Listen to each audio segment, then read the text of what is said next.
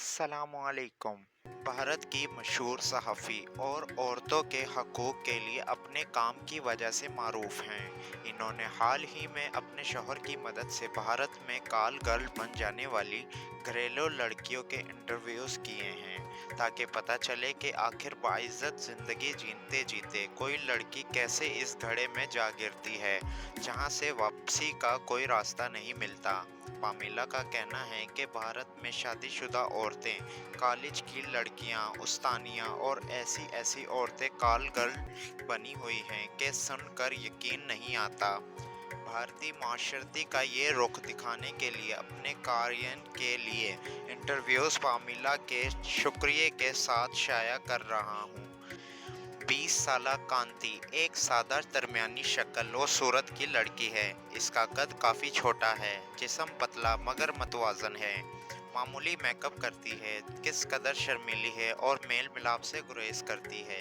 10वीं जमात तक तालीम हासिल करने के बाद इसने एक प्राइमरी स्कूल में मुलाजमत कर ली है और इसके साथ साथ वो ट्यूशन भी पढ़ाती है। ये सिलसिला 3.5 साल से चल रहा है। तनख्वाह 150 रुपये मिलती है। इसने कॉल गर्ल के तौर पर काम 2.5 साल से जारी रखा हुआ है, जिससे 300 रुपये माहाना कमाती है। कांति निचले मतवसत खानदान से ताल्लुक़ रखती है। इसका वालिद एक फैक्ट्री में वेल्डर है और इसकी तकरीबन 350 रुपये माहाना आमदनी है। इसकी तालीम 8 जमातों तक है। कांति की माँ, जो फौत हो चुकी है, सिर्फ 6 जमातें पढ़ी हुई थी। कांति अपने वालिदैन की दूसरी औलाद है। इसका एक बड़ा भाई और एक छोटी बहन है। वालिद चूंकि मैट्रिक नहीं कर सकता था, जिसका इसे शदीद एहसास था, इसलिए वो अपनी औलाद को मयारी स्कूल और कॉलेजों में पढ़ाने का ख्वाब देखा करता था। यहाँ पहुंचकर कांति रुक गई। मैंने मज़ीद कुछ बताने के लिए कहा। वो तैयार तो ना थी, मगर मेरा इसरार और मिन्नत समाजत बड़ी तो वो अपनी ज़िंदगी और बचपन से लेकर अब तक के तजुर्बात बताने पर आमादा हो गई। चुनांचे इसने बताना शुरू किया। जहाँ तक मुझे याद पड़ता है, बाप के घर में शुरू ही से गुर्बत ने डेरे डाले हुए थे, लेकिन मेरे वालिदैन के बाहमी ताल्लुकात बिल्कुल खुशगवार थे। हमने इन्हें लड़ते या एक दूसरे को बुरा भला कहते हुए बहुत कम पाया। अलबत्ता खाने पीने और पहनने की अशिया के हमारे यहाँ हमेशा ही किल्लत रही। इसी वजह से मेरी वालिदा बहुत झंझलाती और मगमूम रहती। फिर भी मेरे वालिद हमेशा अच्छी और महंगी तालीम दिलाने पर कमर बस्ता थे। इन्होंने हमें एक का नोनट में दाखिला दिला रखा था।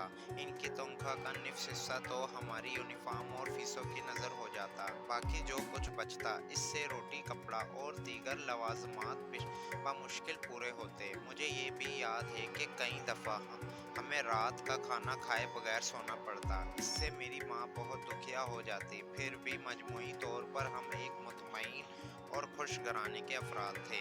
मेरे वालिद के औकात कार बहुत तवील थे। जब वो थके हारे घर वापस आते, हम पर नफ्स से ज़्यादा नींद तारी हो चुकी होती। मुझे अपनी माँ और बड़े भाई से बहुत लगाव था।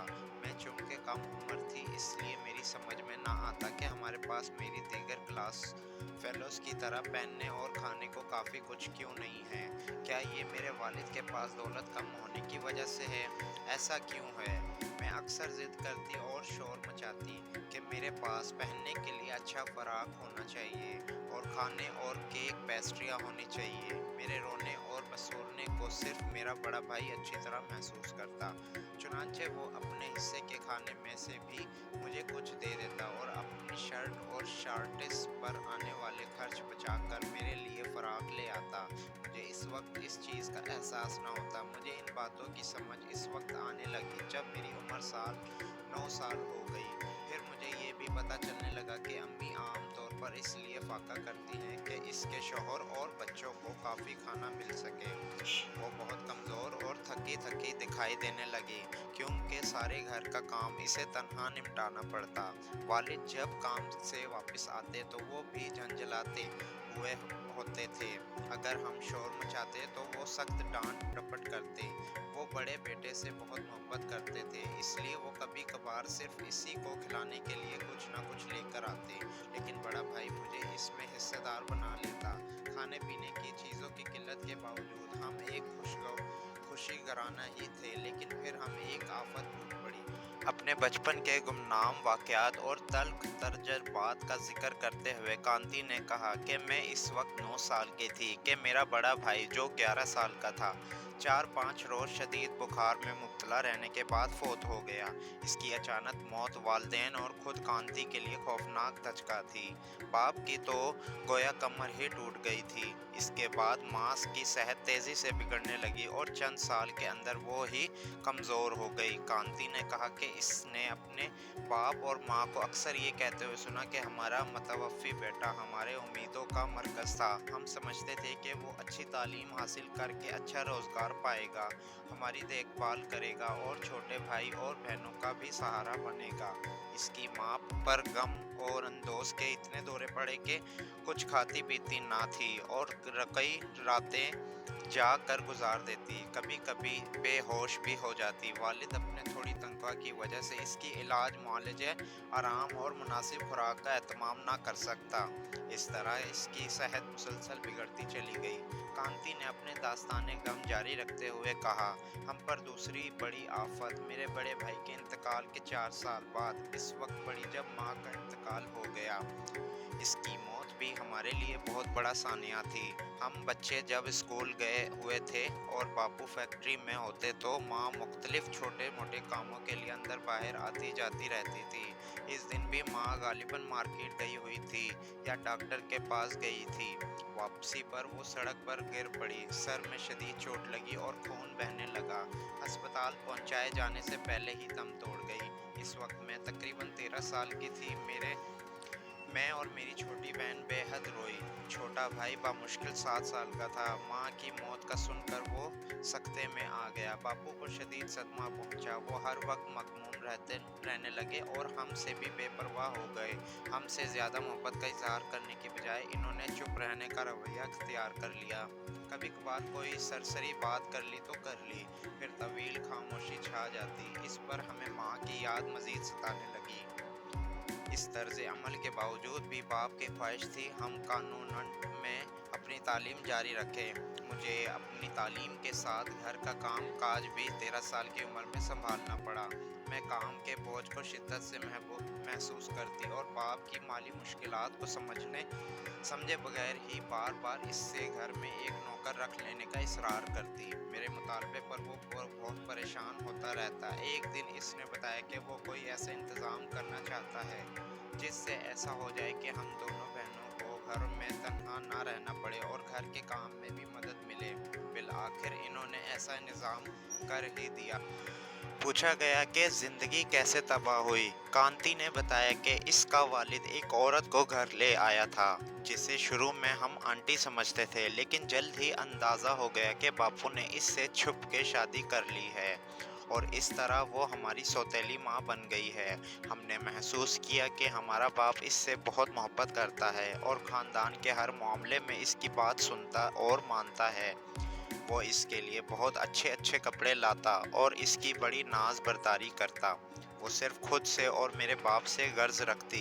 इसी तरह वो आपस में इतने मनहक रहने लगे कि इन्हें हम बच्चों की कोई परवाह ना थी। आगे फिर कांति की ज़ुबानी सुनिए। हमारी बड़ी बदकिस्मती थी कि बापू ने इसका कुतिया नाम निहायत आंटी को घर में डाल लिया। इसे घर के किसी काम से दिलचस्पी ना थी। इसने इन कामों में हम दो बहनों को जोत दिया। जब हम थकी हारी स्कूल से वापस आती तो बस्ता छोड़ने और यूनिफॉर्म उतारने के बाद हम खाने पकाने और दीगर कामों में मसरूफ़ हो जाती और रात गए तक लगी रहती। हम होमवर्क भी तसल्ली से ना कर सकती। मुझे पता था कि बापू की आमदनी बहुत कम है, इसके बावजूद भी माँ की ज़िंदगी में हमें अमूमन पेट भरकर खाना मिलता। अलबत्ता कभी कभार खाए बगैर सो जाना पड़ता था, लेकिन अब फाके ज़्यादा होने लगे। इस नाम निहात आंटी कुतिया ने कई यार बना रखे थे। जब बापू काम पे गया होता और हम स्कूल में होते तो ये हमारे घर में होती और इनकी खातिर तवाज़ा की जा रही होती। हमें ये बात पड़ोसन ने एक खातून ने बताई जो हमारे मुतवफ़्फ़ा माँ की सहेली रह चुकी थी। پھر اس کا حوصلہ دیکھو کہ مجھے تو لڑکوں سے ملنے جلنے کی اجازت نہ تھی، اور خود غیر مردوں سے کلچھڑیں اڑانے میں اسے کسی کی روک ٹوک نہ تھی۔ میں سب سے بڑی بیٹی ہونے کی وجہ سے ان حرکتوں کو برداشت نہیں کر سکتی تھی۔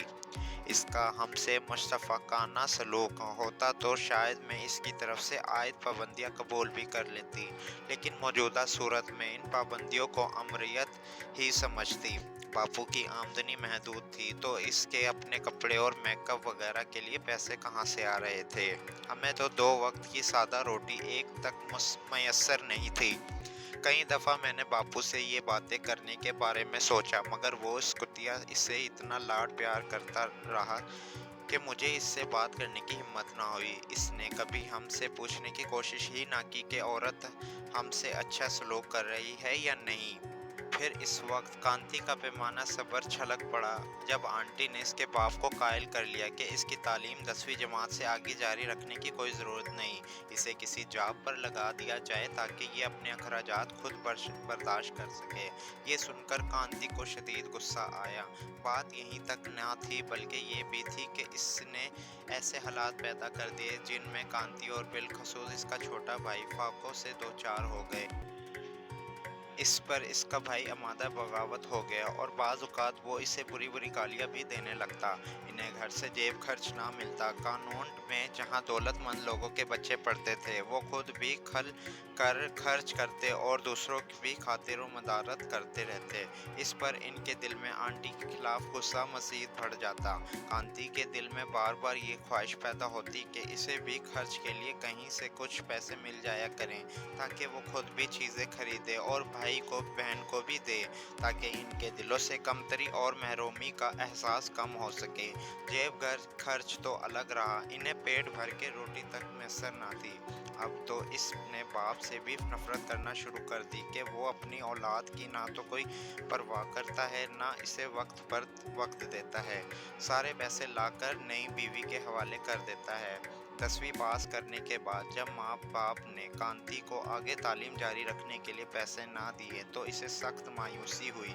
چنانچہ اس نے نوکری کرنے کا فیصلہ کر لیا۔ اس نے کہا، میں اس گھر میں سارا دن رہنا کہاں گوارا کر سکتی تھی جہاں وہ کتیا میری آنٹی بھی رہتی تھی۔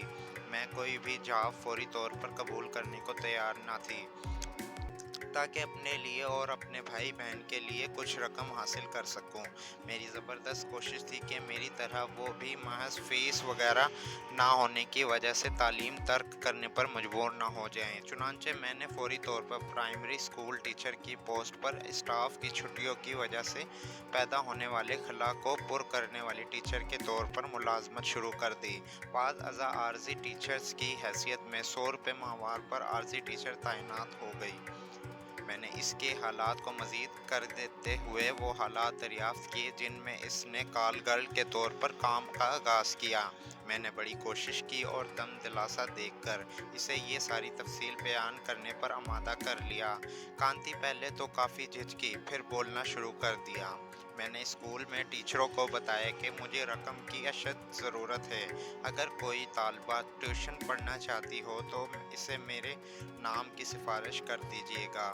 اسکول میں تقریباً 3 ماہ کی ملازمت کے بعد ایک لڑکی نے اپنے گھر پر مجھ سے ٹیوشن پڑھنا شروع کر دیا۔ اس سے مجھے 50 روپے مہینہ ملنے لگا۔ اس طرح تنخواہ سمیت 150 روپے ملنے لگے۔ ملنے سے میری زندگی میں بڑا فرق پڑ گیا۔ تاہم جہاں تک میری ضرورتوں کا تعلق تھا، یہ تو کم تھے۔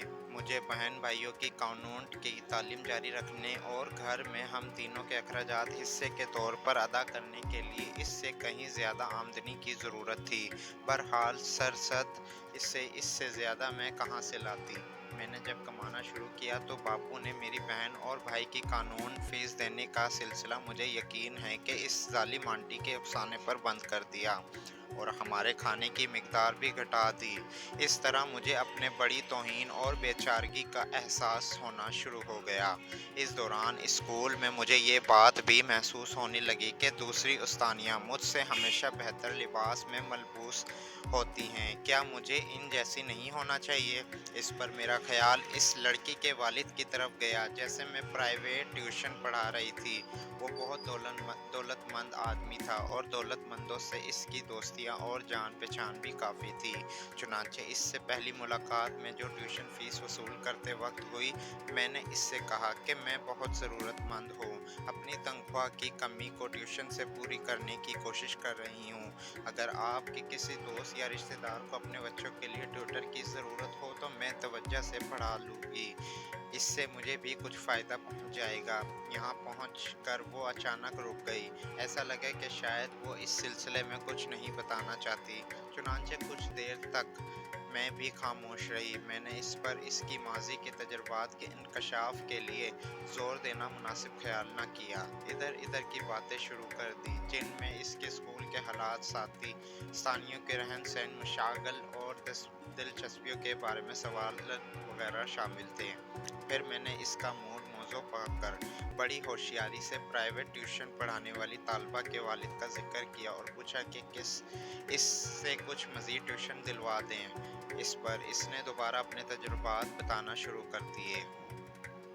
इंतहाई गैर मुतवक्का तौर पर मेरी ज़िंदगी का पहला बड़ा ताहीर ख़ैज़ वाक़या पेश आ गया। इस वक्त मेरी उम्र बामुश्किल 17 बरस थी। मेरी प्राइवेट शागिर्द के वालिद ने अपने घर पर एक रोज़ मुझे कहा कि मैं इसके हमरा इसके दोस्त के घर चलूँ। मैं फ़ौरन राज़ी हो गई कि ये मुझे अपने दोस्त से मुतारिफ़ करवा कर इसके ज़रिए ट्यूशन दिलवा देगा। इस शाम जब वो वहाँ पहुँचे तो हम एक बहुत बड़ी पार्टी हो रही थी। इसकी रौनकें देखकर मेरी मरऊबियत की कोई इंतहा न रही। मैं इस बात पर कुछ शर्म भी महसूस कर रही थी कि मेरा लिबास ऐसी महफिल के शायान शान न था। बहरहाल इसने अपने दोस्त से मेरा तारुफ करवाया और मुझे इसके पास ही कुर्सी मिल गई। मुझे शराब का पैक पेश किया गया। पहले तो मैंने इनकार किया, लेकिन इसके इसरार पर मैं कुछ नरम हो गई, क्योंकि मैं पसमानदा या मगरूर होने का तासर नहीं देना चाहती थी। मैंने पैक थाम लिया। इसकी कड़वाहट के बावजूद 3-4 पैक पी लिए। मुझे अपना सर जल्द ही चकराता हुआ महसूस होने लगा और साथ ही मैं बातूनी और ज़्यादा हशाश बशाश होने का मुजाहरा करने लगी। मैं खाने में हर किसी के साथ शरीक हुई। चंद निवाले एक मेज़ से और चंद दूसरी मेज़ से उठाए और महकती हुई पूरे हाल में घूमने लगी। जब डिनर ख़त्म हो गया तो मैंने अपने शागिर्द के वालिद से कहा, मुझे मेरे घर ड्रॉप कर दें। तो इसने मुझे कुछ देर इंतज़ार करने को कहा, क्योंकि बकौल इसका दोस्त मुझसे अलहदगी में कोई बात करना चाहता है। मैंने सोचा शायद अपनी बच्ची की ट्यूशन फीस और पढ़ाने की औकात वगैरह मुकर्रर करना चाहता होगा, इसलिए मैं इसके साथ इसके कमरे में चली गई। इसने वहाँ मुझसे मेरे कामों मुशागिल, मेरी मुलाज़मत और ख़ानदान के हालात और आमदनी वगैरह पूछने के बाद मुझे कुछ रकम दी और फिर बताया कि जो दोस्त तुम्हें मैं अपने हमरा लाया है, इसने मुझे तुम्हारे बारे में बताया है कि तुम बहुत ज़रूरतमंद हो, इसलिए मैं तुम्हारी हर मदद करने को तैयार हूँ। मैं इस पर खामोश रही, सिर्फ मुस्कुरा दी। इस पर इसने मेरी तरफ बढ़ना शुरू कर दिया, जिस पर मैंने ज़रा मज़ाहमत की, लेकिन नशे की असर की वजह से मेरी समझ में कुछ नहीं आ रहा था। क्या करूं? नशे ने दिमाग को मावूफ कर रखा था, इसलिए मालूम नहीं था कि इसका नतीजा क्या निकलेगा। चूंकि मैं काफ़ी रकम मिल जाने की वजह से दिली तौर पर खुश भी थी, इसलिए मैंने आगे बढ़ने दिया और अपने हाथ से उसे पकड़ने दिए और इसके बाद इसे तकरीबन ज़बरदस्ती ही मेरे साथ जिनसी फेल कर दिया। ताहम मुझे एतराफ़ है कि ये हरकत इतनी खौफनाक और दर्द पहुंचाने वाली थी जितनी कि मैं पहले समझ रही थी, और अपने कपड़े को झाड़ वाड़ कर साफ किया, बालों को समेटती हुई बाहर निकल आई।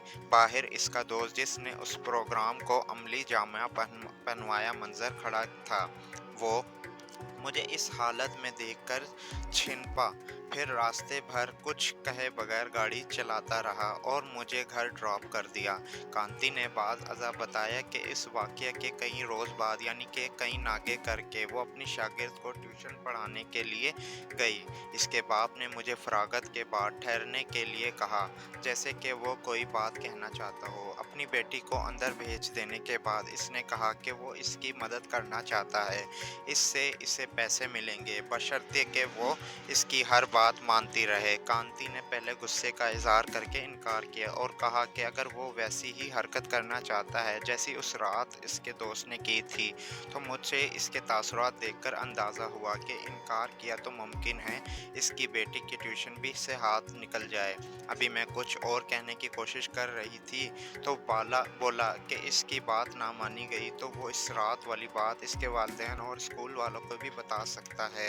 इस तरह स्कूल से भी छुट्टी हो जाएगी। इस धमकी पर मेरी नज़रों के सामने अपने घर के दुख मुसीबतें, नौकरी से कबल बहन भाई की गमगीन चेहरे घूम गए और संगदिल वालिदैन का रवैया भी याद आ गया। मैंने सोचा कि अगर सचमुच ऐसा हो गया तो स्कूल में बदनाम होने के अलावा घर से भी बाहर फेंक दी जाऊंगी। चुनांचे मैंने झिझकते हुए कहा, अच्छा जैसे आपकी मर्जी। इस तरह मैंने कॉल गर्ल के तौर पर काम शुरू कर दिया। मेरे इस सवाल पर कि कॉल गर्ल के तौर पर काम के बारे में तुम्हारा रद्द अमल क्या है, इसने जवाब दिया कि ग्राहकों के साथ पहले चंद तजर्बात तो काफ़ी नागुशगवार और नफ़रत अंगेज़ थे, लेकिन बाद में इसके एहसासात काफ़ी तब्दील हो गए। फिर भी वो इन हरकतों को मज़ाक़ ख़ैज़, बेहुदा, गंदी और वाहियात बातें समझती है। मैं अब भी इस स्कूल में पढ़ा रही हूँ और इस शख्स की बेटी की प्राइवेट ट्यूशन भी जा रही हूँ।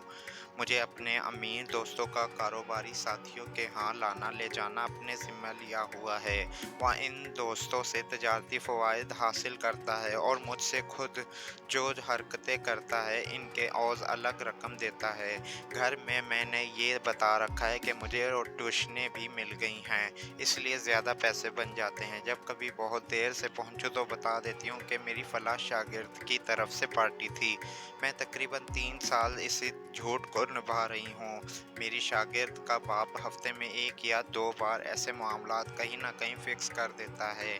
मुझे गाड़ी पर वहाँ ले जाता और घर पर ड्रॉप भी कर देता और बैक वक़्त दलाल का काम भी करता है और मुझे खुद भी इस्तेमाल करता है। इसके एवज़ 300 रुपए महीना अदा करता है। इस तरह अपनी बेटी की तालीम और तरबियत की पाकीज़गी मजरूह करके मुझे से गंदे काम करता भी और कराता भी है।